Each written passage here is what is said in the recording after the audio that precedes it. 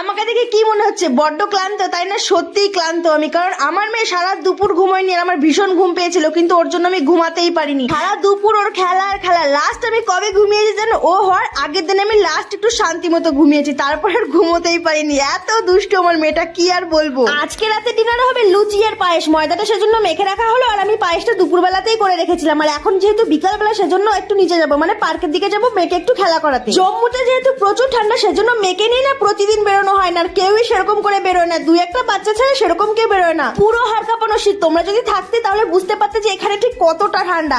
মেয়েকে বসিয়ে দিয়েছে ওর গাড়িতে, আর কোলে করে নিয়ে যাওয়া তো সম্ভবই না। গাড়িতে বসিয়ে দিলে বেশ থাকে, কিন্তু ওর পেয়ে গেছে ঘুম।